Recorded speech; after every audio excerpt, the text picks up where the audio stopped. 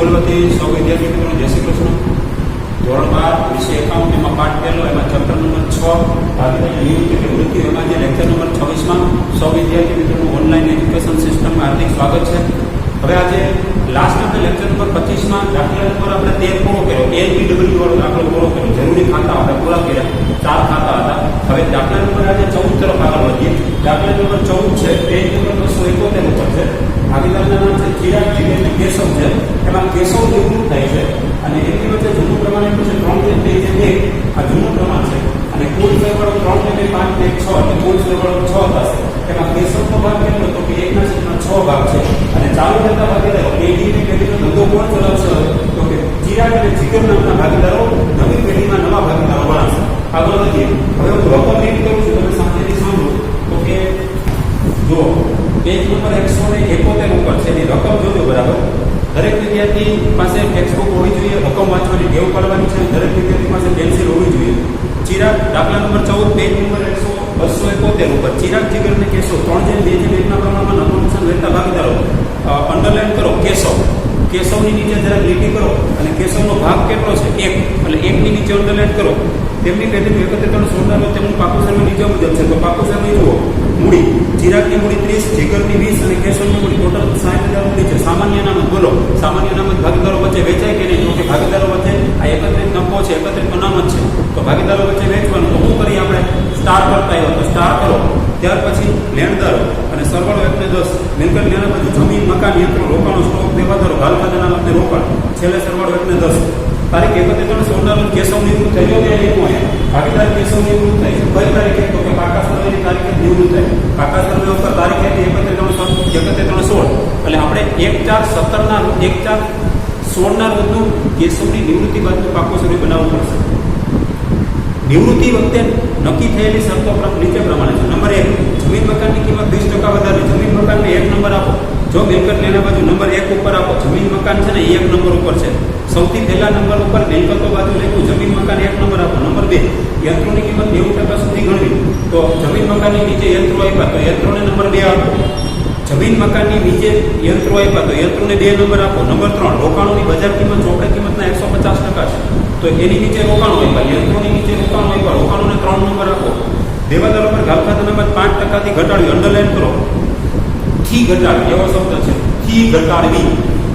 તો દેવાદારો જો ગાલખાત અનામત કેની ઉપર? દેવાદારો પર. દેવાદારો જો કેટલા આપ્યા છે? 20,000 રૂપિયા. સ્ટોકની નીચે આપ્યા છે અને રોકડની ઉપર આપ્યા છે. તો દેવાદારોને 4 નંબર આપો. નંબર 5, પેઢીની પાકડી 36,000 નક્કી થઈ. નક્કી થઈ એટલે નીચે અંડરલાઈન કરો. નક્કી થઈ એટલે નવી કિંમત કહેવાય. મૂલ્યાંકન કરવામાં આવ્યું એટલે નવી કિંમત કહેવાય. શબ્દ જોજો બરાબર. કા મૂલ્યાંકન શબ્દ વાપરે અને કા નક્કી શબ્દ એવો વાપરે. તો નક્કી કરવામાં આવ્યું તો નક્કી શબ્દ આવે કે મૂલ્યાંકન શબ્દ આવે એ નવી પેઢીની પાકડી કહેવાય. તો આપણે એક પ્રશ્ન હોય કે પાકડીનું પુનઃમૂલ્યાંકન એટલે તો કે જ્યારે ભાગીદારી પેઢીનું પુનર્ગઠન થતું હોય ત્યારે મિલકતોને દેવાની કિંમતમાં જે વધઘટ કરો છો એટલે કે પુનઃમૂલ્યાંકન કરો છો એવી રીતે પાઘડીની કિંમત પણ નવી નક્કી કરવામાં આવતી હોય છે. એ પાઘડીની કિંમત નક્કી કરવી દે તેને પાઘડીનું પુનઃમૂલ્યાંકન કેવું કહેવાય. તો આ 36,000 રૂપિયા ભાગીદાર કેશવની નિવૃત્તિ વખતે 36,000 રૂપિયા પાઘડી નક્કી થઈ છે. એને રાઉન્ડ હવાલો કરો. આ હવાલાની આપણે ગણતરી કરશું. આપણે એમાંથી કેશવનો ભાગ કેટલો તો કે કેશવનો ભાગ 1/6 છે. નંબર 6, એક કર્મચારીને 2,000 પગાર ચૂકવવાનો બાકી. અંડરલાઈન કરો. ચૂકવવાનો બાકી બાજુ લખો દેવું છે. ચૂકવવાનો બાકી એટલે શું થાય? દેવું થાય, જવાબદારી થાય. તો તમારે નવી પેઢીમાં મૂડી દેવા બાજુ બતાવવા પડશે. નંબર 6 ને રાઉન્ડ કરો. નંબર 7, ચિરાગ અને જીગર એટલી રોકડ પેઢીમાં લાવશે. આ હવાલો તમારા માટે ટર્નિંગ પોઈન્ટ છે. વેરી મોસ્ટ એન્ટ્રી છે. દાખલાનો આખો ટર્નિંગ પોઈન્ટ આ ઇન્ટેલિજન્ટ હવાલો છે. આ દાખલામાંથી આ હવાલામાંથી કંઈક તમને શીખવા મળશે. તો આમાંથી 4 વસ્તુ ફલિતાર થાય છે. આ હવાલો એક્સ્ટ્રા ઓર્ડિનરી છે, સમજા જેવો છે. 4 વસ્તુ જોવા મળશે આમાં. ચિરાગ અને જીગર એટલી રોકડ પેઢીમાં લાવશે એટલે એનો અર્થ એમ થાય, ખાલી આટલું જો વિચારો ને તો એવું સાબિત થાય છે કે ચાલુ રહેતા ભાગીદારો કોણ છે? ચિરાગ અને જીગરે પેઢીમાં રોકડા પૈસા લાવવા જ પડે એમ છે. એટલે રોકડા પૈસા લાવે એની આમનો હિસાબી અસર તો કે રોકડ બેંક ખાતે ઉધાર ને ચિરાગ અને જીગરના મૂડી ખાતે જમા. તો ચિરાગ પ્લસ જીગર એને પૈસા પેઢીમાં રોકડા લાવવા જ પડે એમ છે. આ વાત ફાઇનલ છે. એટલે રોકડ બેંક ખાતામાં ઉધાર બાજુ એન્ટ્રી આવે અને ચિરાગ અને જીગરના મૂડી ખાતામાં જમા બાજુ એન્ટ્રી આવે. અને આગળ વધ્યા કે જેથી કેશવની લેણી રકમ ચૂકવાઈ જાય. કેશવ તો કે નિવૃત્ત થતો ભાગીદાર છે. નિવૃત્ત થતા ભાગીદારની લેણી રકમ કેવી રીતે આપવાની છે બોલો? આમાં સાબિત થઈ જાય છે. અંડરલાઈન કરો. રોકડ લેણી રકમ રોકડ લેણી રકમ ચૂકવાઈ જાય એટલે લેણી રકમ નિવૃત્ત ભાગીદારની લેણી રકમ લોન તરીકે રાખવાની નથી. એનો મતલબ એમ થાય લોન તરીકે રાખવાની નથી તો શું કરવાનું છે? તો કે એને રોકડા પૈસા આપી દેવાના. એટલે ચૂકવાઈ જાય ઉપર શબ્દ લખી નાખો, રોકડા ચૂકવવાના છે. નિવૃત્ત ભાગીદારની લેણી રકમ કેવી રીતે વ્યવસ્થા કરશો એડજસ્ટમેન્ટ? તો કે નિવૃત્ત ભાગીદારની લેણી રકમ તમારે રોકડમાં ચૂકવવાની છે. આટલું તમે યાદ રાખજો. નિવૃત્ત કોણ થાય? તો કે ભાગીદાર કેશવ નિવૃત્ત થાય. પછી મેં લખ્યું કેશવની લેણી રકમ રોકડમાં ચૂકવવાની છે. અવલંબન અનુસાર અંડરલાઈન કરજો, રોકડમાં ચૂકવાઈ જાય. આ બીજું જાણવા મળ્યું કે નિવૃત્ત ભાગીદારની લેણી રકમ લોન તરીકે રાખવાની નથી. એનો અર્થ એમ થાય રોકડમાં ચૂકવવાનું છે. અને શબ્દ આવ્યો અને પેઢીમાં 14,000 કાર્યશીલ મૂડી માટે સિલક રહે. આ પણ તમારા માટે નવું છે. કાર્યશીલ મૂડીને ઇંગ્લિશમાં વર્કિંગ કેપિટલ કહે છે. કાર્યશીલ મૂડી એટલે રોકડ કે બેંક ખાતાની આખરની બાકી. કાર્યશીલ મૂડી એટલે મેં લખ્યું છે. કાર્યશીલ મૂડી એટલે રોકડ કે બેંક ખાતાની આખરની બાકી. રોકડ કે બેંક ખાતાની આખરની બાકી રોકડ ખાતામાં કઈ બાજુ લાગે બોલો બધે? રોકડ કે આપણે આ નિવૃત્તિનું ચેપ્ટર આપણે પૂરું થવા આવ્યું. હવે આપણે આના પછી એક જ દાખલો કરવાનો છે. 14મો છે. 15મો દાખલો આપણો છેલ્લો. કોરોનાની પરિસ્થિતિના હિસાબે દાખલા નંબર 15મો આપણો છેલ્લો રહેશે. બરોબર સમજો. 15મો દાખલો આપણો છેલ્લો છે. પછી 16, 17, 18, 19 કરવાના નથી. તો આ બે દાખલાની અંદર કાર્યશીલ મૂડીનો મુદ્દો મૂક્યો હોય. દાખલા નંબર 14 અને દાખલા નંબર 15. હજી 15મા દાખલામાં કાર્યશીલ મૂડી આવશે. કાર્યશીલ મૂડી એટલે સમજવાની કોશિશ કરો. કાર્યશીલ મૂડી એટલે રોકડ કે બેંક ખાતાની આખરની બાકીને બાકી આગળ લઈ ગયા કહેવાય. હવે વિચારો, રોકડ કે બેંક ખાતાની શરૂ બાકી હોય તો આપણે ઉધાર બાજુ લખતા હોય, બાકી આગળ લાવ્યા. તો રોકડ કે બેંક ખાતાની આખર બાકી હોય તો આપણે જમા બાજુ લખવું પડે. શરૂની ઉધાર બાજુ હોય, આખરની કઈ બાજુ હોય? જમા બાજુ. રોકડ કે બેંક ખાતામાં એના શબ્દ વાપરીએ, બાકી આગળ લઈ ગયા. આખરની રોકડ સિલક. આખરની રોકડ સિલક અત્યારથી તમને કહી દીધું. આ કઈ ઇન્ડિકેશન સંકેત આપે છે કે આખરની રોકડ સિલક તમારે 14,000 રાખવાના છે. યાને કે રોકડ કે બેંક ખાતામાં 14,000 જમા બાજુ મૂકી દેવાના. શરૂની બાકી 2,000 છે. જુઓ અહીંયા મિલકત લેના બાજુ જુઓ, રોકડ શરૂની કેટલી પડી? 2,000 અને આખરની તમને કહી દીધી 14,000. તો આખરની રોકડ સિલક 14,000 રહે તો 14,000 રૂપિયા રોકડ કે બેંક ખાતામાં જમા બાજુ લખી નાખવાના. અને એની બીજી અસર તમે ક્યાં લખી શકો? 14,000 મિલકત લેના બાજુ લખી શકો આસાનીથી. એનો અર્થ એમ થાય તમે મિલકત લેના બાજુનો સંકેત આપી દીધો છે કે ગ્રીન સિગ્નલ આપી દીધો છે કે તમે મિલકત લેણા બાજુનો સરવાળો આસાનીથી કરી શકશો એવું આમાંથી ફલિતાર્થ થાય છે. એટલે આ અંડરલાઈન કરો. આમાંથી ત્રીજી વસ્તુ જાણવા મળી. ત્રીજી વસ્તુ ફલિતાર્થ થઈ કે 14,000 રૂપિયા આખરની રોકડ સિલક રહે એટલે રોકડ કે બેંક ખાતાની આખરની બાકી ત્યાં લખી દેજો. કાર્યશીલ મૂડી એટલે રોકડ કે બેંક ખાતાની આખરની બાકી. કાર્યશીલ મૂડી એટલે રોકડ કે બેંક ખાતાની આખરની બાકી. એટલે રોકડ કે બેંક ખાતામાં તમારે જમા બાજુ લખવાનું, શબ્દ લખવાના, બાકી આગળ લઈ ગયા. પછી એ 14,000 રૂપિયા તમારે મિલકત લેણા બાજુ તમે આસાનીથી લખી શકો એવો એને ઇન્ડિકેશન આપેલ છે. અને હજી ચોથી વસ્તુ જાણવા મળી. અને નવી પેઢીમાં નવી મૂડી. નવી પેઢી કોની હશે? માત્ર ચિરાગ અને જીગરની પેઢી હશે. માં બે ભાગીદારો છે. નવી પેઢી અને નવી મૂડી. તો નવી મૂડી આપણને કેમ મળે? તો કે નવી મૂડી દેવા બાજુ તમે જાઓ તો અંદરના ભાગમાંથી બે આંકડાનો સરવાળો કરો, ચિરાગ પ્લસ જીગર. એટલે આઉટર કોલમ તમે જે લખો ને મૂડી દેવા બાજુ કે નવી પેઢીની મૂડી કહેવાય. તો નવી પેઢીની મૂડી આપણને કેવી રીતે મળે? નવી પેઢીની મૂડી કેટલી રાખવી, કયા પ્રમાણમાં રાખવી, એ કાંઈ કીધું નથી. પણ એટલું સાબિત થઈ જાય કે ઓલા 14,000 ને ધ્યાનમાં રાખતા એવું સાબિત થાય છે. એને સાથે રાખતા એને ફોલો થતા એવું લાગે કે 14,000 રૂપિયા જો રોકડ સિલક આખરની બાકી હોય તો 14,000 રૂપિયા તમે મિલકત લેણા બાજુ 14,000 મૂકી શકો.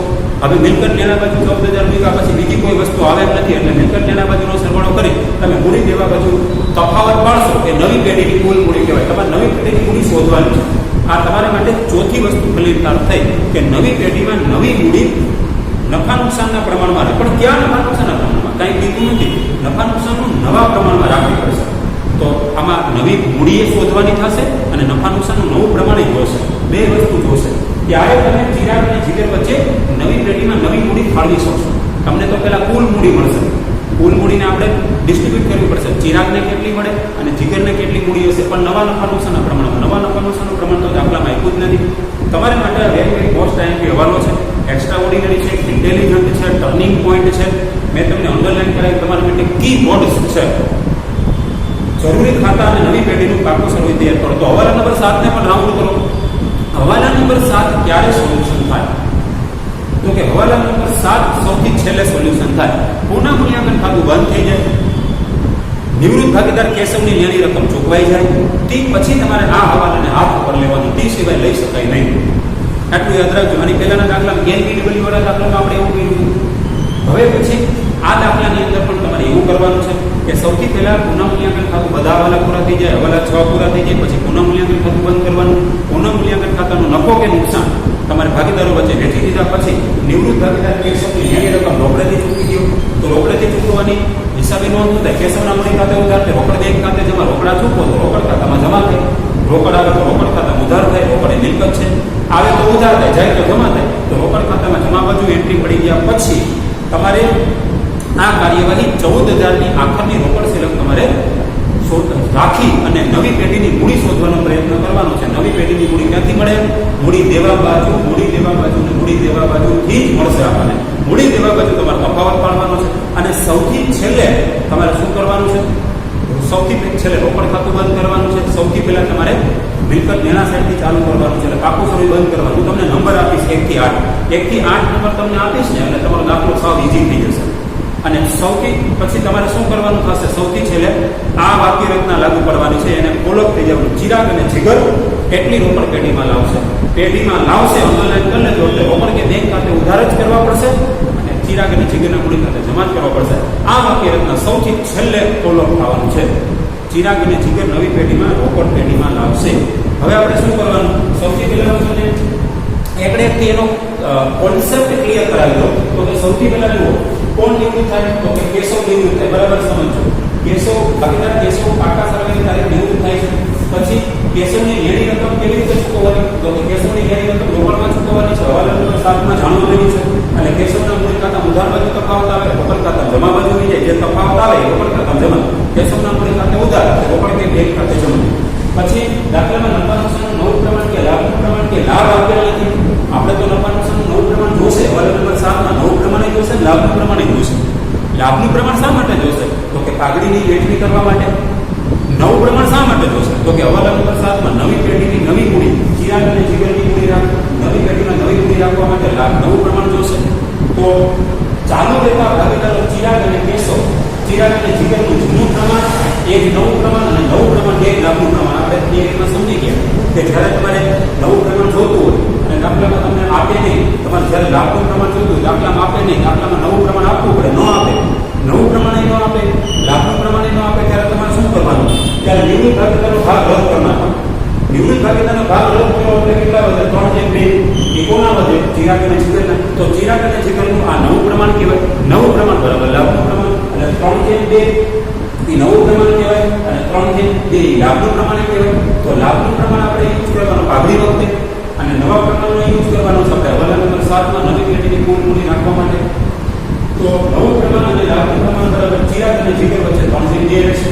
પછી આપણે પાઘડીની વાત ચાલુ કરીએ. હવાલા નંબર તમને કેટલામાં આવ્યું છે? હવાલા નંબર જો 5માં કીધું છે કે પેઢીની પાઘડીની કિંમત 36,000 નથી થઈ રહી. કેશવનો પાઘડીનો ભાગ કેટલો? તો 36,000માંથી ભાગ કેટલો?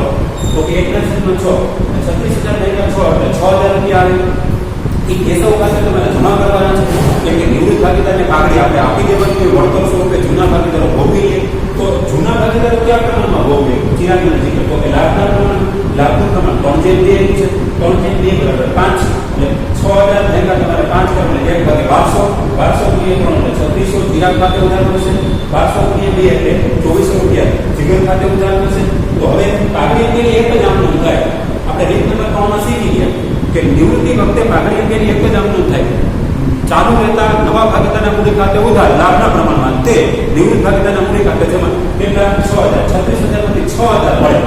તો આમનો જોઈએ ચિરાગના મૂડી ખાતે ઉધાર 3600, ચિરાગના મૂડી ખાતે ઉધાર 2400, તે નિવૃત્ત ભાગીદાર કેશવના મૂડી ખાતે જમા 6,000 રૂપિયા. પાઘડીની હિસાબી અસર લાભના પ્રમાણમાં 3/2 ના પ્રમાણમાં આપી દેના. પાઘડીની હિસાબી અસર હંમેશા લાભના પ્રમાણમાં આપવી. આવી રીતે યાદ રાખવાનું. પાઘડીની હિસાબી અસર હંમેશા લાભના પ્રમાણમાં આપવાની. તો લાભનું પ્રમાણ તમારે દાખલાએ જરૂર પડે, ન આવે તો તમારે શું કરવું? જૂનું પ્રમાણ એ જ નવું પ્રમાણ અને નવું પ્રમાણ એ જ લાભનું પ્રમાણ માનીને ચાલવાનું છે. આવું સિમ્પલી લોજિક લગાડી અને આગળ વધી જવાનું. સિમ્પલ સાદો તર્ક લાગે એની ઉપર કે જ્યારે દાખલામાં નવું પ્રમાણ ન આપે તો શું કરવું હોય? આપણે લાભનું પ્રમાણ તો શોધી શકીએ એમ છીએ નહીં. નવું પ્રમાણ આપવું પડે. લાભનું પ્રમાણ શોધવા માટે તમારે નવું પ્રમાણ જોઈએ, કેમ કે જૂનું તો આવ્યું છું, તો નવામાંથી જૂનું બાદ કરો તો લાભનું પ્રમાણ મળે, પણ નવું પ્રમાણ દાખલામાં ન આપે ત્યારે જૂનું પ્રમાણ એ જ તમારે લાભનું પ્રમાણ માની ચાલવાનું છે. આ દાખલામાં લાભનું પ્રમાણે 3/2 અને નવું પ્રમાણે 3/2. આપણે નવા પ્રમાણને આગળ જતા હવાલા નંબર 7 ને એપ્લાય કરવાનો છે. હવે એના પછી હવાલા નંબર 2 સમજાવું. હવાલા નંબર 2 એટલે યંત્રો છે. યંત્રો પાકા સર્વેમાં અત્યારે જુઓ 20,000 છે. તમને હવાલા એમ કીધું કે યંત્રોની કિંમત 90% સુધી ગણવી. સુધી ગણી અંડરલાઈન કરો. સુધી ગણવી એટલે નવી કિંમત 90% રાખવી. સુધી ગણવી, સુધી ઘટાડવી, શબ્દો જોજો બરાબર. સુધી ગણવી કે સુધી ઘટાડવી, તો એને કહેવાય નવી કિંમત. ગણવી એટલે નવી કિંમત. તો જુઓ બરાબર સમજો. યંત્રો 90% સુધી ગણવી.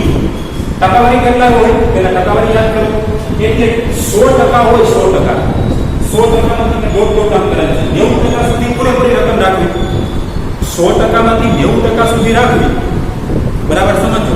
ટકાવારી કેટલા હોય? 100% હોય તો એમાંથી 90% સુધી પૂરેપૂરી રાખવી. તો 90% સુધી પૂરેપૂરી રાખો એટલે 10% શું કરવું પડે? ઘટાડવું પડે. 90% સુધી ઘટાડવી કે 90% રાખવી એટલે અર્થ એમ થાય 90% એ નવી કિંમત કહેવાય. તો 90% નવી કિંમત હોય તો 10%નો ઘટાડો કરવો પડે. તમારે કેટલા ટકા ઘટાડવા એ સમજવાનું છે. તો કે 10% ઘટાડવા પડે. બરાબર સમજો. યંત્રો 90% સુધી ગણવી, તો એનો અર્થ એમ થાય કે એટલે 100% હોય, ટકાવારી 100 હોય તો 90% સુધી પૂરેપૂરી રકમ રાખવી. 100%માંથી 90% સુધી પૂરેપૂરી રકમ રાખવાની વાત કરે છે. તો એટલે 10% ઘટાડો કરવો પડે. એટલે 10% ઘટાડવી પડે. તો યંત્રો ચોપડા જો અત્યારે 20,000 છે, 20,000 ના 10% એટલે 2,000 રૂપિયા ઘટાડવી પડે. અને તમારે યંત્રોમાંથી ખાલી 2,000 બાદ કરવાના છે. કેટલા ટકા લે કે 10% લે. એ યંત્રોનું કામ પૂરું થઈ જાય પછી છેલ્લો હવાલો છે કે 14,000 રૂપિયા પેઢીમાં કાર્યશીલ મૂડી તરીકે રાખવી. એ કાર્યશીલ મૂડી છે ને એટલે શું? તો કે કાર્યશીલ મૂડી એટલે હજી એકવાર સમજી લો કે કાર્યશીલ મૂડી એટલે રોકડ કે બેંક ખાતાની આકારની બાબત કે જે જમા બાજુ લખી શકાય. રોકડ કે બેંક ખાતામાં તમારે જમા બાજુ લખવાના. શું લખવાના? શબ્દો બાકી આગળ લઈ ગયા, જમા બાજુ લખવાના. અને એ તમે 14,000 રૂપિયા આખરની રોકડ સિલક મિલકત લેણા બાજુ લખી શકો. એ તમને એટલા માટે કહે છે કે તમે મિલકત લેણા બાજુનો સરવાળો આસાનીથી કરી શકો અને મૂડી દેવા બાજુ નવી પેઢીની કુલ મૂડી શોધી શકો. ચિરાગ અને જીગરની અને એને નવા પ્રમાણમાં રાખી શકો. તો હવે પછી આપણે જરૂરી ખાતા દોરવાના છે. તો હવે ખાતા દોરી નાખીએ આપણે. દાખલા જરૂરી ખાતા તમને પૂછે છેલ્લે જુઓ, સૌથી છેલ્લે વાંચો પેજ નંબર 271 ઉપર સૌથી છેલ્લે જરૂરી ખાતા અને નવી પેઢીનું કામગીરી બનાવો. તો જરૂરી ખાતામાં 4 ખાતા આવે જે પ્રવેશના ચક્રમાં દોરતા હતા. પુનઃમૂલ્યાંકન ખાતું, ભાગીદારના મૂડી ખાતા, રોકડ બેંક ખાતું અને નિવૃત્તિ બાજુ કામગીરી. બરાબર યાદ છે. ઉપર તમારે પાકા સમય પર મથાળું લખવું ફરજિયાત છે. એ મથાળાના માર્ક પણ આપવામાં આવે છે બોર્ડમાં, યાદ રાખજો. ભૂલાય નહીં. એ મથાળું તમારો કમ્પ્લીટ હશે ને પાકા કમ્પ્લીટ નહીં હોય, પાકા સરળનો સરવાળો મળી ગયો છે છતાં તમને એક આઉટ ઓફ 8 8માંથી 8 આપવા મળવા પાત્ર થતા નથી. કેમ કે એક એન્ટ્રી તમારી ભૂલાઈ ગઈ છે, ખોટી પડે છે. એટલે તમારે શું કરવાનું? 3 ખાતા દોરવાના. 3+1 છે. રોકડ ખાતું પાછળ જો ખાતું શબ્દ આવે, પાછળ ખાતું એવો શબ્દ આવે એટલે તમારે એને ઉધાર જમાના નિયમો લાગવું પડે. કોર્નર પર ઉધાર જમા લખવા પડે, ડાબી સાઈડ જમણી સાઈડ. અને પાકું સેવા એ પત્રક છે, ખાતું નથી. આપણે 11 ધોરણમાં શીખી ગયા. તો હવે આપણે શરૂઆત કરીએ. શરૂઆત કેમ કરવાની? તો કે તમે 2 એવા ખાતા દોર્યા છે કે એની બાકી આમાં જૂના પાકા સર્વેમાં પડી છે. જુઓ, મૂડી ખાતા દોર્યા છે અને રોકડ બેંક ખાતું દોર્યું છે. તો મૂડી ખાતા મૂડી દેવા બાજુ છે, ત્યાંથી આપણે શરૂઆત કરી શકીએ. ત્રણેય ભાગીદારની મૂડી ચિરાગ જીગરની કેશવની મૂડી જો 30 30 10 આપી છે. એ તમારે ક્યાં લખવાનું? તો કે મૂડી ખાતાનું જમા બાજુ લખી નાખવાનું. બાકી આગળ લાગે નામ જોગ લખવાનું. ચિરાગના 20, જીગરના 20 અને કેશવના 10 થાય. બરોબર. નામ જોગ તમારે લખાઈ જાય. મૂડી ખાતાની બાકી કઈ હોય બોલો બધાય? તો કે જમા બાકી હોય તમારે જમા બાજુ લખવાનું હોય. પછી એવી રીતે યાદ રખાય તમારા દાખલો કે ક્વિક ઝડપથી પૂરો થાય. તો કે ડાબી બાજુ હોય ને પાકા સર્વેમાં મૂડી દેવા છે એટલે ડાબી બાજુ કહેવાય. ડાબી બાજુ હોય તમારે મૂડી ખાતા જમણી બાજુ લખી નાખવાના. ડાબી બાજુ હોય જમણી બાજુ લખી નાખવાના. એટલે જો મૂડી એની ડાબી બાજુ છે, મૂડી દેવા એટલે ડાબી સાઈડ કહેવાય. તો ડાબી બાજુ હોય મૂડી ખાતા જમણી બાજુ લખવાનું. બાકી આગળ લાગે ડાબી હાથે સર્વની બાકી તરીકે લખાય. પછી રોકડ પડી છે 2,000. તો રોકડ તો મિલકત લેણા બાજુ છે. તો રોકડ એ મિલકત લેણા બાજુ, રોકડ એ મિલકત છે. મિલકતની બાકી હંમેશા ઉધાર હોય. ઉધાર હોય તો તમારે રોકડ બેંક હોય ઉધાર રાખવાનું. બાકી આગળ લાગે ડાબી હાથે સર્વની બાકી. અથવા જે જમણી બાજુ છે મિલકત લેણા એટલે જમણી સાઈડ કહેવાય. જમણી બાજુ હોય તો તમે ડાબી બાજુ લખી નાખો. 2,000 ડાબી બાજુ લખી નાખો ઉધાર બાજુ. હવે શરૂઆત તમારે કેવી રીતે કરવાનું? ખાતા દોયા. ખાતામાં ખતવણી કરવાની હોય. આપણે 11 પણ શીખી ગયા. ખાતા વહી ખતવણીમાં તો ખાતા વહી ખતવણી પહેલાં તમારે આમનું લખેલી હોય છે, આમનું તો છે. તો આપણે કરવું શું આ નિવૃત્તિના હિસાબો વખતે? તો કે તમારે પાકા સર્વેનો ક્રમ પકડવાનો છે. મિલકત લેણા સર્વેથી તમારે ચાલુ કરવાનો. એક માર્ક કર્યું, હવાલો ભેગો લેતો જવાનો. તો જમીન મકાન પહેલા નંબર ઉપર લખ્યું 50,000. જમીન મકાનની જૂની કિંમત 50,000. જો લખ્યું નહીં, જૂની કિંમત 50,000 છે. હવાલા નંબર 1 લાગુ પડે. જમીન મકાનની કિંમત 20%થી વધારવી. થી તમને કીધું તો છે 20% વધારો. તો 50,000 ના 20% કેવા અને 10,000 થાય. 50,000 ના 10% એટલે 5,000 ને 5,000 ના ડબલ એટલે 10,000 રૂપિયા. તો તમને વધારવાનું કીધું તો પ્લસ કરો, ઘટાડવાનું કીધું તો માઇનસ કરો. પ્લસ કીધા અને 50,000 ના 10,000 નાખો તો નવી કિંમત કેટલી થઈ જાય? 60,000. તો 50,000 જૂની કિંમત અને 60,000 નવી કિંમત વધારો કેટલો ગયો? તો કે 10,000. 10,000 જમીન મકાનની કિંમતમાં વધારો થયો. જમીન મકાને શું છે ધંધાનું? તો કે મિલકતની કિંમત વધી ઘટી. તો કે 10,000 જેટલી વધી. તો મિલકતની કિંમત વધે તો સારી બાબત કહેવાય. સારી બાબત હોય તો પુનઃમૂલ્યાંકન ખાતામાં જમા બાજુ. તો જો જમીન મકાન સાથે 10,000 જેટલા પ્લસ માઇનસ કરો તેની બીજી અસર પાડો. કેટલા પ્લસ કર્યા? 10,000. તો 10,000 ની બીજી અસર આવે. જેટલા પ્લસ કરો તેની બીજી અસર પાડો. કેટલા પ્લસ કર્યા? તો કે 20% રીતે 10,000 પ્લસ કર્યા તો 10,000 ની બીજી અસર આવે. પુનઃમૂલ્યાંકન ખાતામાં સારી બાબત જમા બાજુ. પછી યંત્રો છે 20,000. જો યંત્રો ઇનર કોલમ લખવાના. હવાલા નંબર 2 છે. યંત્રોની કિંમત 90% સુધી ગણવી. મેં બોર્ડ ઉપર ફરી વખત લખ્યું છે. તમને સમજાય ફરી વખત પગે સમજાવું છું. યંત્રો અત્યારે છે કેટલા? 20,000. તમને હવાલામાં શું કીધું? યંત્રોની કિંમત 90% સુધી ગણવી. સુધી ગણવી એટલે નવી. ત્યાં લખી દો. સુધી ગણવી એટલે 90% સુધી પૂરેપૂરી રકમ. સુધી ગણવી એટલે નવી કિંમત કહેવાય. તો જુઓ ટકાવારી કેટલાય હોય. તમને એમ કીધું કે 90% સુધી રાખવી, 90% સુધી ગણવી. તમને એમ કહે છે. તમને એમ નથી કે 90% ઘટાડો, 90% વધારો, એમ નથી. વધારવી અને 90% સુધી ગણવી. અપ ટુ ઇંગ્લિશમાં એના શબ્દ આવે છે અપ ટુ. અપ ટુ એટલે સુધી. તો ટકાવારી કેટલાય હોય? તો કે 100%. જો ટકાવારી 100 હોય તો તમારે 90% સુધી પૂરેપૂરી રાખવાની. એનો મતલબ એમ થયો ટકાવારી 100 હોય તો તમારે 90% સુધી પૂરેપૂરી રાખવાની છે. 90% સુધી ગણવાની છે. તો કેટલા ટકા ઘટાડો થાય? તો 10% ઘટાડો કરવો પડે. તેથી 10% ઘટાડવી પડે. તો જે કેટલા અત્યારે 20,000 ના કેટલા ટકા ઘટાડવાના? 10%. 20,000 ના 10% એટલે 2,000 નો ઘટાડો કરવો પડે. તો યંત્રોની કિંમત અત્યારે 20,000 છે. તમારે ઘટાડો કેટલા ટકા કરવાનો? તો કે 10%. 90% રાખવી હોય, બરાબર સમજો. 90% રાખવી હોય તો ઘટાડો કેટલો કરવો પડે? 10%. ટકાવારી 100 હોય તો 100 માંથી 90% બાદ કરો એટલે કેટલા ટકા ઘટે? તો કે 10%. ટકાવારી 100 હોય તો બરાબર સમજો. 90% સુધી ગણવી એટલે 90% રાખવી. ટકાવારી 100 હોય તો 100 માંથી 90% સુધી રાખવાની પૂરેપૂરી. 90% સુધી પૂરેપૂરી રાખો તો 10% નો ઘટાડો થાય. તો 20,000 ના 10% એટલે 2,000 રૂપિયા. 20,000 પછી 2,000 બાદ કરો, નવી કિંમત આવે 18,000 આવશે કોલમ. તો યંત્રો એ ધંધાની કાયમી મિલકત છે. મિલકતની કિંમત ઘટી 2,000 રૂપિયા. તો સારી બાબત કે ખરાબ બાબત? તમારી મિલકત હોય, મિલકતની કિંમત ઘટી જાય તો ખરાબ બાબત કહેવાય કે સારી બાબત? તો કે ખરાબ બાબત. ખરાબ બાબત હોય તો પુનઃમૂલ્યાંકન ખાતામાં વધારવા કેટલા લખવાના? તો કે જેટલો ઘટાડો કરો તેની બીજી અસર પાડો. જેટલો ઘટાડો કરો તેની બીજી અસર પાડો. કેટલો ઘટાડો કર્યો? 2,000. તો 2,000 ની બીજી અસર આવે ખરાબ બાબત તરીકે. પુનઃમૂલ્યાંકન ઉધાર બાજુ. રોકાણો અત્યારે જો ચોપડે કિંમત 10,000 છે. ઇનર કોલમ એટલે હવાલા નંબર 3 છે. તો રોકાણોની બજાર કિંમત ચોપડે કિંમતના 150%. તો 100% ઉપર આવી ગઈ. ટકાવારી કેટલાય હોય? સીધું ગણિત છે. સાવ સિમ્પલ લોજિક છે. ટકાવારી 100 હોય અને એના થઈ ગયા કેટલા? 150% થઈ ગયા. તો 100 ઉપરના ટકા કેટલા છે? 50%. સાવ સિમ્પલ લોજિક. 150% માંથી 100% બાદ કરો એટલે ટકાવારી વધારો કેટલો બતાવે? 50%. એ રીતે કરવું હોય આ બે રીતે તમે સોલ્યુશન આપી શકો. એક 100% ઉપરના છે એ બધો વધારો જ કહેવાય. ટકાવારી કેટલાય હોય? તો કે 100 હોય તો 150% થઈ ગયા. 100% ના 150% થઈ ગયા. વત્તા 100% થઈ ગયા 150%. તો કેટલા ટકા વધારો થયો? 50% નો. તો છે કેટલા? 10,000. 10,000 ના 50% કરો કેટલા થાય? 10,000 ના 50% એટલે અડધા 5,000. તો આ પ્લસ કરો એટલે નવી કિંમત કેટલી આવે? 15,000. તો નવી કિંમત ડાયરેક્ટ જોતી હોય તો મળી જાય. તમને એમ કીધું છે રોકાણોની બજાર કિંમત ચોપડે કિંમતના 150% છે. તો ચોપડે કિંમત કેટલી છે? 10,000. 10,000 ના 150% કરો 15,000 જવાબ આવશે. 10,000 ના 150% 15,000 આવે. તો 15,000 નવી કિંમત કહેવાય. તો જૂની કિંમત 10,000 ની સાથે સરખાવો. 15,000 માંથી 10,000 જાય. હતા કેટલા? 10. થઈ ગયા કેટલા? 15. તો વધારો કેટલો થાય? બે વચ્ચેનો તફાવત. 15,000 માંથી 10,000 જાય એટલે 5,000 નો તફાવત. એ પ્લસ કરવો પડે કે માઇનસ? કે પ્લસ એટલે વધુ છે.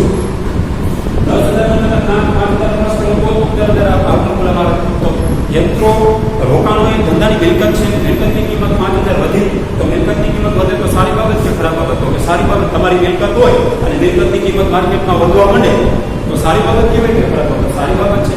તો સારી બાબત હોય તો ગુના મૂલ્યાંકન ખાતામાં જમા બાજુ કેટલા વધારો થયો? 5,000. તો 5,000 ની બીજી અસર જેટલા પ્લસ કરો એની બીજી અસર કરો. કેટલા પ્લસ કર્યા? તો કે 5,000. તો 5,000 ની બીજી અસર આવે સારી બાબત તરીકે ગુના મૂલ્યાંકન ખાતામાં જમા બાજુ. પછી સ્ટોકમાં કંઈ પણ ફેરફાર છે જ નહીં. સ્ટોક એમને લખી નાખવાનું 10,000. સ્ટોકમાં હવાલો છે જ નહીં. હવાલો ન હોય આઉટર કોલમ, હવાલો હોય ઇનર કોલમ. નંબર એના પછી દેવાદારો ઉપર 4 નંબરનો હવાલો. દેવાદારો અત્યારે 20,000 છે. તો દેવાદારો ઉપર હવાલો હોય તો ઇનર કોલમ લખવાના 20,000. બરાબર સમજો? દેવાદારો ઉપર હવાલા નંબર 4 છે. દેવાદારો અત્યારે કેટલા છે? જો દેવાદારો અત્યારે 20,000 છે. બરાબર સમજો? 20,000 ના દેવાદારો. અને હવાલા નંબર 4 માં કીધું દેવાદારો ઉપર 5% ઘાતકતાના 5% થી ઘટાડવાની છે. એનો અંડરલાઈન કરો. એની અન્ડરસ્ટેબિલિટી, એનો કોન્સેપ્ટ આ એમ કે છે 5% થી ઘટાડવાની છે. અને તમારે એમ કરવાનું છે કે જે આવે ને 5% લેકે 20,000 ના તમારે 5% કરવાના. કેટલા? 5% લેકે 1,000 આવે. 5 + 10. તો જે આવે ને તે બાદ કરવી. 5% લેકે જે આવે ને એ બાદ કરવી. એટલે 5% થી ઘટાડવી એવું આપણે ફોલો ત્યાં કહેવાય. એટલે કે નવી ઘાતકાત અનામત કહેવાય તે બાદ કરવી. આ નવી કહેવાય. 5% લેકે કેટલી લેવી? તો કે 1,000 તમારે કરવી, બાદ કરવી. આ નવી ઘાતકાત અનામત તમારે બાદ કરવાની. 5% થી ઘટાડવી. તો ઘાતકાત અનામત એ કોન્સેપ્ટ સમજીએ. ઘાતકાત અનામત એ ધંધાની જોગવાઈ છે. તો કે જોગવાઈ એટલે જૂની કેટલી પડી છે? ઘાતકાત અનામત જો 2,000 રૂપિયા પાકા સમયમાં છે, 2,000 રૂપિયા પાકા સમયમાં પડ્યા છે અને તમને એમ કીધું કે 5% થી ઘટાડી. તો 5% કર્યા, 20,000 ના 5% કર્યા એટલે કેટલા આવ્યા? 1,000 આવ્યા. તો 1,000 એ નવી ઘાતકાત અનામત કહેવાય. જે આવે તે બાદ કરવી. જે ઘાતકાત અનામત તે આવે તે બાદ કરવી નવી ઘાતકાત અનામત કહેવાય. અને તે બાદ કરવાની છે દેવાદારમાંથી, 20,000 માંથી. તો બે આપણી પાસે ઘાતકાત અનામત ભેગી થઈ. જૂની 2,000 પડી છે.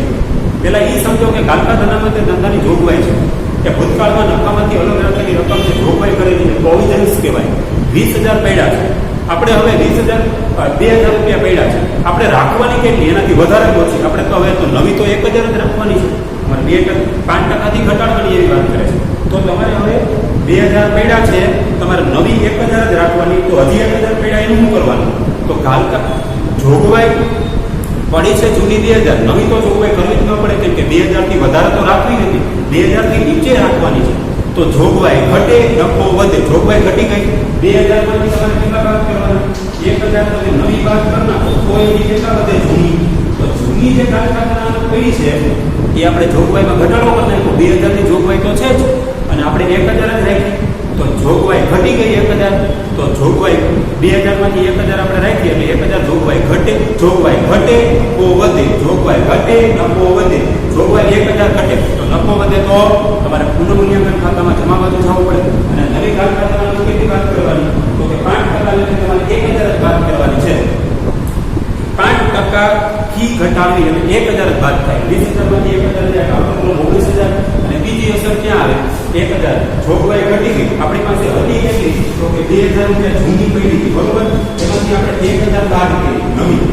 તો હવે હજી 1,000 રૂપિયા ઘાતકાત અનામત આપણી પાસે પડી છે.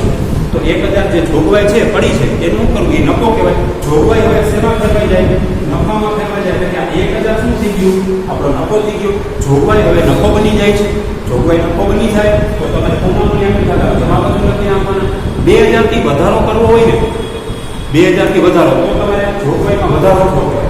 આમાં શું થાય? જોગવાઈમાં ઘટાડો થવો પડે. જોગવાઈ ઘટે નફો વધે. જોગવાઈ ઘટે નફો વધે. 1,000 રૂપિયા વહી જાય એ હવે જોગવાઈ નફો બની જશે. જોગવાઈ બરાબર નફો. નફો એટલે તમારે પુનઃમૂલ્યાંકન ખાતામાં જમા બાજુ જવા દેવાનું. નફો બની ગયો એટલે પછી રોકડ. રોકડ તો રોકડ ખાતામાં લખી નાખી બાકી આવે કરીએ. પછી મૂડી દેવા બાજુ જુઓ, ત્રણેયની મૂડી લખી. તો મૂડી ખાતામાં તમે લખી નાખી 30, 20, 10. ડાબી બાજુ હતા એ જમણી બાજુ લખી નાખ્યા. પછી સામાન્ય અનામત, તેમાં સ્ટાર વાળો છે. બોલો સામાન્ય અનામતથી શું કહેવાય? તો કે એકત્રિત નફો કહેવાય. ભૂતકાળમાં નફામાંથી અલગ રાખેલી રકમ છે, અનામત છે. અનામતની બાકી કેવી હોય? જમા હોય તો હવે પોતે શું થઈ જાય? ઉધાર. તો સામાન્ય અનામત ખાતે ઉધાર 6,000. સામાન્ય અનામતનું ખાતું બંધ કરવાનું છે કેશવ નિવૃત્ત થઈ ગયા અને જૂના ભાગીદારો વચ્ચે વેચી નાખવાની છે. નવા પાકા શ્રેયમાં લઈ જવી નથી. તો સામાન્ય અનામત ખાતે ઉધાર તે ત્રણેયના મૂડી ખાતે જમા. એકત્રિત નફો વેચવાથી ભાગીદારોની મૂડી વધે ઘટે? તો કે ભાગીદારોની મૂડી વધે. તો મૂડી ખાતા કઈ રજૂ આવે? જમા બાજુ. એકત્રિત નફો વેચવાથી ભાગીદારોની મૂડી વધે, ખોટ વેચવાથી ભાગીદારોની મૂડી ઘટે. જો મૂડી ઘટે તો મૂડી ખાતા ઉધાર બાજુ, ભાગીદારોની મૂડી વધે તો મૂડી ખાતા જમા બાજુ. સામાન્ય અનામત ખાતે ઉધાર થશે અને ત્રણેયના મૂડી ખાતા જેમાં 3000, 2000, 1000 કયા પ્રમાણમાં? જૂના પ્રમાણમાં 3 જેમ 2 જેમ 1 ના પ્રમાણમાં. લેણદાર ઉપર કોઈ હવાલો નથી તો સીધા હવાલો કરવાનો 44000 અને મૂડી વ્યવસાય પૂરું. હવાલા જુઓ, હવાલા 5, 6 ને 7. પાંચમો હવાલો પેઢીની પાઘડીની કિંમત કેટલી હતી તે બોલો. તો પાઘડીની વાત એવી છે, પાઘડીની વાત આવે એટલે આપણને લાખનું પ્રમાણ યાદ આવે છે. શું થાય? આખી પેઢીની પાઘડી કેટલી હતી? 36000. એમાંથી નિવૃત્ત કોણ થાય? કેશવનો ભાગ કેટલો? તો કે 1/6 બરાબર. કેશવને જમા કેટલા મળે? કેશવને 6000 દેવાના થાય. જ્યારે નિવૃત્ત થાય ત્યારે તે નિવૃત્ત ભાગીદારના મૂડી ખાતે જમા આવી પાઘડીની હિસાબી અસર આવે. પછી પાઘડીની હિસાબી અસર હંમેશા લાભના પ્રમાણમાં આપવી. હંમેશા યાદ રાખો, પાઘડીની હિસાબી અસર હંમેશા લાભના પ્રમાણમાં આપવી. તો ચાલુ રહેતા ભાગીદારોને યાદ કરો, ચિરાગ અને જીગર. તો ચિરાગ અને જીગરના લાભના પ્રમાણની જરૂર પડે. દાખલામાં નવું પ્રમાણ નથી આવ્યું, દાખલામાં લાભનું પ્રમાણ નથી આવ્યું, દાખલામાં લાભ નથી આવ્યો. આપણે શું માની લીધું? Simple logic. એવું માનીને ચાલ્યા કે જૂના ભાગીદારોનું જે જૂનું પ્રમાણ છે એ જ લાભનું પ્રમાણ છે. તો 3/2 લાભનું પ્રમાણ માનીને આપણે આગળ વધ્યા. ગણતરી કરી શકીએ એમ નથી. નવું પ્રમાણ આપણે ગણતરી કરી શકીએ પણ ગણતરી આપણાથી થાય એમ નથી, કેમ કે નવું પ્રમાણ દાખલામાં આવ્યું નથી. એટલે જૂનું પ્રમાણ લાભનું પ્રમાણ. તો તમારે 6000 ને લાભના પ્રમાણમાં 3/2 પ્રમાણમાં વેચવાના. ચિરાગ અને જીગર તો તમે 3600 અને 2400 આવતા હતા. તમે આની પહેલામાં ગણતરીમાં કરી દીધું. તો ચિરાગના મૂડી ખાતે ઉધાર કરવા પડે, જીગરના મૂડી ખાતે ઉધાર કરવા પડે. ચાલુ નવા ભાગીદારના મૂડી ખાતે ઉધાર, આ બે ખાતે ઉધાર અને નિવૃત્ત ભાગીદાર કેશવના મૂડી ખાતે જમા 6000. તો જો પાઘડીની એન્ટ્રી મૂડી ખાતામાં જ આવે. યાદ રાખજો, પાઘડીની એન્ટ્રી હંમેશા મૂડી ખાતામાં આવે. પાઘડીની એન્ટ્રી હંમેશા મૂડી ખાતામાં. પાઘડીની એન્ટ્રી કોઈ દિવસ જૂના મૂલ્યાંકન ખાતામાં નહીં આવતા, રોકડ ખાતામાં નહીં આવતા અને પાકા સરવૈયામાં પણ પાઘડીની એન્ટ્રી કદાપી આપવાની નથી. પાઘડીની હિસાબી અસર હંમેશા મૂડી ખાતામાં. ઉધાર બાજુ જાય અને જમા બાજુ જાય. ચાલુ રહેતા ભાગીદારના મૂડી ખાતા ઉધાર, ચિરાગના મૂડી ખાતા ઉધાર, 3600 જીગરના મૂડી ખાતા ઉધાર, 2400 કેશવના મૂડી ખાતે જમા. 3600 અને 2400 બે આંકડા આપવા પડશે. જેટલા ઉધાર કહેવાય એટલા તમારે જમા કરવાના હોય. એટલે અહીંયા શબ્દ લખવાના કેશવના મૂડી ખાતે, કેમ કે તમે કેશવને આપો છો ને, અહીં કાઉન્સમાં ને પાઘડીની હિસાબી અસર. હવે કેશવના મૂડી ખાતામાં જાઓ તમારે ત્યાં બે આંકડા લખવાના. 3600 અને 2400. 3600 ની સામે કોની પાસે લેવાના હતા? ચિરાગના મૂડી ખાતે. આ 2400 કેની પાસેથી લેશે? તો કે જીગર પાસેથી. તો જીગરના મૂડી ખાતે અહીં લખવાનું પાઘડીની હિસાબી અસર. તો પાઘડીની હિસાબી અસર હંમેશા મૂડી ખાતામાં. ઉધાર અને જમા. તો પાઘડીની હિસાબી અસર પૂરી થઈ ગઈ. લાભનું પ્રમાણ આપણે 3/2 માની લીધું. એ કમ્પ્લીટ થઈ ગઈ. પછી હવાલા નંબર 6. એક કર્મચારીને 2000 પગાર ચૂકવવાનો બાકી છે. હવે પગાર ચૂકવવાનો બાકી, પગાર જ ધંધાનો ખર્ચ કહેવાય અને એમાં ચૂકવવાનો બાકી છે. ચૂકવવાનો બાકી ખર્ચ હોય તો વ્યક્તિ ખાતામાં આવે. આપણે કીધું હતું વ્યક્તિ ખાતામાં આવે એટલે દેવું થાય. દેવું હોય તો જમા બાકી થાય. દેવું થાય તો મૂડી દેવા બાજુ લખવા પડે. પહેલી અસર તમારે મૂડી દેવા બાજુ લખવા પડે. ચૂકવા બાકી પગાર 2000 એટલે દેવું બતાવ્યું આપણે. જ્યારે ભાગીદાર કેશવ નિવૃત્ત થતો હતો ત્યારે તો કે હા 2 અસર આવે. હવાલાની ડાયરેક્ટ 2 અસર આવે. આ રાઉન્ડ હવાલો છે, સ્વતંત્ર હવાલાની ડાયરેક્ટ 2 અસર આપો. તો કે મૂડી ખાતામાં મૂડી દેવા બાજુ 2000 બતાવો, ચૂકવા બાકી પગાર. હવે એની બીજી અસર ક્યાં આવે? આ તો હવાલો છે, હવાલાની 2 અસર હોય. સામાન્ય રીતે 2 અસર હોય. તો કે દેવું હતું, આપણી પર દેવું તો ઘણું બધું હોય. આ દેવું છે, લેણદારનું દેવું કહેવાય. તો દેવામાં વધારો થયો, ઘટાડો? તો કે દેવામાં વધારો થયો, ઓફ થયું. એનો ઓફ થાય છે. દેવામાં વધારો થાય તો ખરાબ બાબત હોય તો પુનઃ મૂલ્યાંકન ખાતામાં ઉધાર બાજુ દેવું વધે તો સામે ખરાબ બાબત છે. ખરાબ બાબત હોય તો પુનઃ મૂલ્યાંકન ખાતામાં ઉધાર બાજુ લખી નાખવાના. ચૂકવા બાકી પગાર 2000. એક દેવું થાય છે એટલે મૂડી દેવા બાજુ લખો. ડાયરેક્ટ 2 અસર આવે. સ્વતંત્ર વાળો દેવું થાય એટલે મૂડી દેવા બાજુ લખી નાખો. બીજું દેવામાં હતો એમાં વધારો થયો એટલે મૂડી પુનઃ મૂલ્યાંકન ખાતામાં ઉધાર બાજુ લખી નાખો. ડાયરેક્ટ 2 અસર આવે. હવે હવાલા નંબર 7. હવાલા નંબર 7 માં 4 વસ્તુ ફલિતાર્થ થાય છે. મેં તમને કીધું બરાબર સમજ્યા જેવું છે ને. પહેલી જે વાત છે કે ચિરાગ અને જીગર કેટલી રોકડમાં પેઢીમાં રોકડ લાવશે, બરાબર સમજો. એનો અર્થ જ એમ થાય કે એટલી રોકડ પેઢીમાં લાવશે એટલે એની આમનું કઈ રીતે થાય? તો કે રોકડ બેંક ખાતે ઉધાર અને ચિરાગ અને જીગરના મૂડી ખાતે જેમાં આટલી તમારે છેલ્લે આમનું કરવી પડે. આટલું થઈ જાય એ આપણે છેલ્લે ફોલ ઓફ થવાનું છે. હવે આપણે આગળ કેવી રીતે વધવું? તો કે હવે તમને એમ કીધું કે જેથી નિવૃત્ત ભાગીદાર કેશવની લેણી રકમ ચૂકવાઈ જાય. આ વાક્ય રચના જ એમ કહે છે કે નિવૃત્ત ભાગીદારની લેણી રકમ રોકડમાં ચૂકવવાની છે. નિવૃત્ત ભાગીદારની લેણી રકમ રોકડમાં ચૂકવવાની થાય. તો રોકડમાં ચૂકવવાની આમ તો હિસાબી અસર તો કે કેશવનું મૂડી ખાતું બંધ કરો, મૂડી ખાતામાં ઉધાર બાજુ તફાવત આવે, પણ તફાવત ક્યારે આવે? તમે પુનઃમૂલ્યાંકન ખાતું બંધ કરો ત્યારે. એમને તો જો નિવૃત્ત ભાગીદાર નહીં, પુનઃમૂલ્યાંકન ખાતાનું પરિણામ તમારે આપવું પડે એમ છે. તો પુનઃમૂલ્યાંકન ખાતાનું પરિણામ તમારે આપવું હોય તો પુનઃમૂલ્યાંકન ખાતું પહેલા બંધ કરવું પડે, પછી કેશવની લેણી નીકળતી રકમ બીજા નંબર ઉપર ડિસિઝન લેવું પડે, અને પછી એની એન્ટ્રી રોકડ ખાતામાં જમા બાજુ આપવી પડે. કેમ કે રોકડા ચૂકવવાના છે પહેલા આપણે આટલું કરી લઈએ. તો જુઓ, સૌથી પહેલા પુનઃમૂલ્યાંકન ખાતું બંધ કરો એટલે જમા બાજુનો સરવાળો વધારે થાય. 10 + 15 = 16,000. એ 16,000 ઉધાર બાજુ મૂકવાના. એમાંથી તમારે 4,000 બાદ કરવાના. 16,000 માંથી 4,000 કેટલા વધે? 12,000. તો જમા બાજુ એ બાજુનો સરવાળો વધારે તો જમા બાજુ એટલે કઈ બાકી નીકળી? જમા બાકી. પુનઃમૂલ્યાંકન ખાતાની જમા બાકીને શું કહેવાય? નફો કહેવાય. નફો આવ્યો તો નફો તફાવત કઈ બાજુ આવે? તો કે સામે આવે. જમા બાજુનો સરવાળો વધારે હોય તો તફાવત સામે આવે. સામે એટલે ઉધાર બાજુ. એ ઉધાર બાજુ તફાવત આવ્યો જમા બાકી એવી કહેવાય કેમ કે ઉધાર જમા બાજુનો સરવાળો વધારે હતો. તો નફાનું શું કરવાનું? એબી વિભાગમાં પ્રશ્ન પૂછે પુનઃમૂલ્યાંકન ખાતાનો નફો કયા ભાગીદારો વચ્ચે કયા પ્રમાણમાં વેચાય? તો કે જૂના ભાગીદારો વચ્ચે જૂના પ્રમાણમાં વેચાય. તો જૂના ભાગીદાર આવે ચિરાગ રીતે કેશવ જૂનું પ્રમાણ 3 છે એકના પ્રમાણમાં વેચો. ભાગીદારના મૂડી માટે કાઉન્સમાં નફો 12,000 તમારે 6 કરવાના એટલે 1 ભાગે 2,000. 2,000 × 3 એટલે 6,000. 2,000 × 2 એટલે 4,000. 2,000 × 1 એટલે 2,000. હવે આ ત્રણનું સરળ કરો 6 × 10 એટલે 12. એટલે 12,000 રૂપિયા પુનઃમૂલ્યાંકન ખાતાનો નફો જૂના ભાગીદારો વચ્ચે વેચવાનો છે 6,4,2.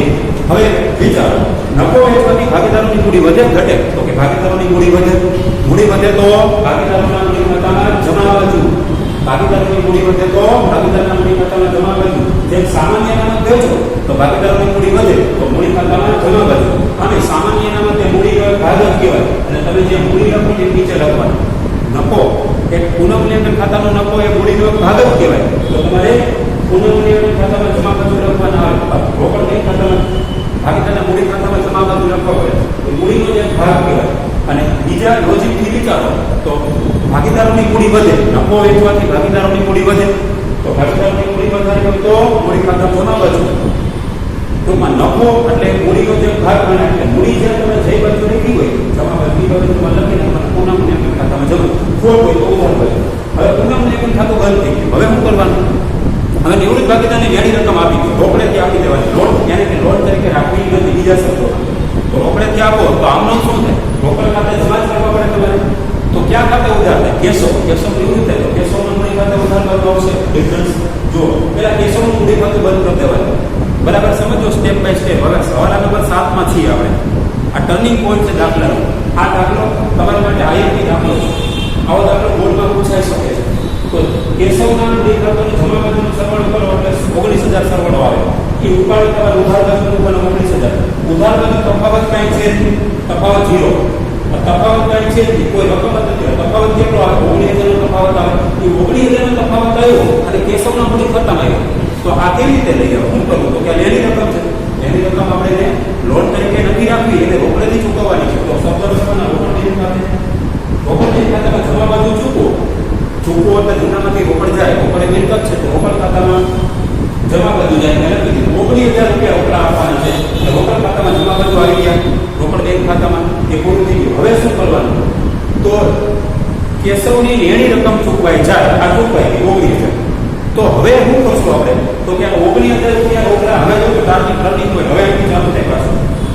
વાક્ય રચના જે પહેલી લખી છે હવાલા નંબર 7 માં કે કેશવ અને જીગર અને ચિરાગ અને જીગર એ પેઢીમાં એટલી રોકડ લાવશે. એ વાક્ય રચના છેલ્લે રાખવાની છે. એટલી રોકડ લાવશે એટલે રોકડ બેંક ખાતામાં ઉધાર બાજુ એન્ટ્રી પડશે. તો ચિરાગ અને જીગરના મૂડી ખાતામાં જમા બાજુ પડશે. હવે શું કરવાનું? હવે તમારે છેલ્લે લખ્યું છે નવી પેઢીમાં નવી મૂડી. કયા પ્રમાણમાં? નફા નુકસાનના પ્રમાણમાં. નફા નુકસાનનું પ્રમાણ એટલે નવું પ્રમાણ. તો નવું પ્રમાણ તો દાખલામાં આપ્યું નથી. નવું પ્રમાણ આપણે ગણતરી નથી કરી. તો જૂનું પ્રમાણ એ જ નવું પ્રમાણ માનેલું છે. તો ચિરાગ અને જીગરનું જૂનું પ્રમાણ શું હતું? કઈ તો તમારે હવે ક્યાં તરફ આગળ વધવાનું? તો કે નવી પેઢીમાં નવી મૂડી. હવે તો બરાબર સમજવા જેવું છે. નવી પેઢીમાં નવી મૂડી એટલે આ નવી મૂડી. નવી પેઢીની કુલ મૂડી. નવી પેઢીની કુલ મૂડી આ જગ્યાએ હોય. હવે આપણી પાસે એક તો ઇન્ડિકેશન, એક આપણી પાસે જેવો ટર્નિંગ પોઈન્ટ કી વર્ડ્સ છે. કી વર્ડ્સ કે આખરની રોકડ સિલક આખરની કાર્યશીલ મૂડી 14,000 રહે.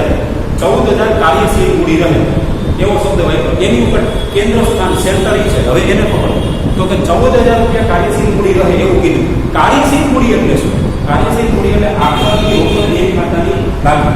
કાર્યશીલ મૂડી એટલે રોકડ કે બેંક ખાતાની આખરની બાકી. 14,000 રૂપિયા રોકડ કે બેંક ખાતામાં તમે આસાનીથી લખી શકશો. હું તમને એડવાન્સમાં કહી દીધું. રોકડ બેંક ખાતાની શરૂ બાકી હંમેશા ઉધાર બાજુ હોય અને એમાં લાવ્યા શબ્દ આવે. રોકડ બેંક ખાતાની આખરની બાકી જમા બાજુ હોય અને એમાં લઈ ગયા શબ્દ આવે. તમે આસાનીથી લખી શકો, ઇઝીલી લખી શકો. રેડીમેડ છે. દાખલામાં કઈ કીધું છે કે 14,000 રૂપિયા આ કાર્યશીલ મૂડી રહે. તો કાર્યશીલ મૂડી એટલે રોકડ કે બેંક ખાતાની આખરની જમા બાકી, આખરની બાકીની બાકી આગળ લઈ ગયા કહેવાય. તો આ 14,000 રૂપિયા તમે અહીંયા મૂક્યા. આખરની રોકડ સિલક રાખવાની છે. તમને કહી દીધું 19,000 ચૂકવવાના અને 14,000 રૂપિયા આખરમાં રાખવાના અને શરૂના 2,000 બાદ કરતા બાકીના જે ઘટે એ ચિરાગ અને જીગર રોકડા લઈ આવી. એનો તફાવત ક્યાંથી મળશે? તો કે એનો તફાવત એના મૂડી ખાતામાંથી જ મળશે. મૂડી ખાતામાં જમા બાજુ જશો ને જે સેપરેટલી લઈને જોવા મળી જશે કે કોણ કેટલા લઈ આવે. એમ કીધું ને કે રોકડા લઈ આવવાના છે. તો હવે તમારે નવી પેઢીની કુલ મૂડી શોધવા તરફ આગળ વધો. તો નવી પેઢીની કુલ મૂડી ક્યાંથી મળે? મૂડી દેવા બાજુથી મળે ને ક્વેશ્ચન માર્ક કરે છે. તો એ કેવી રીતે મળે? તો કે તમે મિલકત તેના બાજુનો સરવાળો કરી શકતા હો તો તમને અહીંયા તફાવત આવે. એ તફાવત અહીંયા મિલકત તેની બાજુનો સરવાળો તમે મૂડી દેવા બાજુ મૂકી દો. પછી એમાંથી તમે 46,000 બાદ કરો એટલે તમને તફાવત મળે. તો તમે અહીંયા કઈ ઘટે શું? તો દેવા દ્વારા સુધી તમે લખી નાખો. તો આખરની રોકડ સિલક લખી નાખો. હું તમને 8 ક્રમ આપું છું. 8 ક્રમમાં એ કરજો એટલે દાખલો ઈઝીલી થઈ જાય. હવે શું કરવાનું? તો જુઓ આ એક નંબર બરાબર સમજો. એના તમારે આ 14,000 રૂપિયા છે ને એ રોકડ કે બેંક ખાતામાં જમા બાજુ લખી નાખવાનું. ત્યાં આખરની રોકડ સિલક છે, કાર્યશીલ મૂડી છે. પછી એની બીજી અસર ક્યાં આપવાની? તો કે બેંક તેના બાજુ 14,000 લખવાના. બરાબર સમજો. હવે સાવ ઈઝી નંબર આપશો તો ઈઝી લાગશે. રોકડ કે બેંક ખાતામાં જમા બાજુ 14,000 કે એક નંબર આપો, જમા બાજુ લઈ ગઈ એ 14,000 કે મિલકત તેના બાજુ લખી નાખો બે નંબર. હવે મિલકત તેના બાજુનો સરવાળો કરો. તો મિલકત તેના બાજુ તમે 14,000 મૂકી દેશો અને સરવાળો પાસે તમારો 36,000 1,36,000 એટલે 3 નંબર આપો 1,36,000 એ મિલકત તેના બાજુથી લઈ મૂડી દેવા બાજુ મૂકો એટલે એને 4 નંબર આપો. પછી અહીંયા તફાવત આવશે. આ જે તફાવત આવશે તો 1,36,000 માંથી તમે 46,000 બાદ કરશો ને એટલે તફાવત છે ને 90,000 આવશે. કેટલો? આ તફાવત 90,000 એ કોઈને શું કહેવાય? મૂડી દેવા બાજુ સૌથી પહેલા જે આંકડો હોય એ મૂડી હોય છે. સૌથી પહેલા મૂડી ગોઠવવાની પછી જ દેવા હોય. તો આ 90,000 એ કુલ મૂડી કહેવાય. એમાં ચિરાગની મૂડી કેટલી, જીગરની મૂડી કેટલી? તો કે નફા નુકસાનના પ્રમાણમાં ડિવાઈડ કરો. નફા નુકસાનનું નવું પ્રમાણ 3 જેમ એને કીધું કે નવી પેઢીમાં નવી મૂડી નફા નુકસાનના પ્રમાણમાં રહે. તો નવી પેઢીમાં કુલ મૂડી કેટલી મળી? 90,000. ક્યારે મળે? તો 14,000 તમે અહીં લખી નાખો અને એક નંબર અહીંયા, બે નંબર, 3 નંબર, 4 નંબર અને 5 નંબર. હવે 90,000 તમારે વેચવાના છે. 3 જેમ 2 ના પ્રમાણમાં વેચો એટલે 3 જેમ 2 એટલે ભેગા 5 કરો એટલે 18,000 આવે. 18,000 ગુણ્યા 3 એટલે 18,000 54,000 અને 18 × 36 એટલે આ 54,000 ને 36,000 તમારે 5 નંબર આપવાના. કેટલા? આ 54,000 ને 36,000 આખરની મૂડી છે. આખરની મૂડી આવી હોય ક્યાંથી? એના મૂડી ખાતામાંથી આવી હોય. મૂડી ખાતા કઈ બાજુ? જો સૌની મૂડી જમા બાજુ છે. મૂડી ખાતામાં સૌની મૂડી જમા બાજુ તો આખરની મૂડી કઈ બાજુ? ઉધાર બાજુ. અને અહીંયા 54 અને 36 લખવાના. આ 54 અને 36 લખો ને એને તમારે 6 નંબર આપવાના. કેટલા? 54 અને 36 લખીને 6 નંબર આપો. પછી હવે તમે મૂડી ખાતાનો બેંકનો ઉધાર બાજુનો સરવાળો વધારે થશે. જેમ કે બેંકે રોકડા લઈ આવવાના છે એટલે રોકડ બેંક ખાતામાં ઉધાર બાજુ એટલી પાડવી પડશે એટલે મૂડી ખાતામાં જમા બાજુ જશે.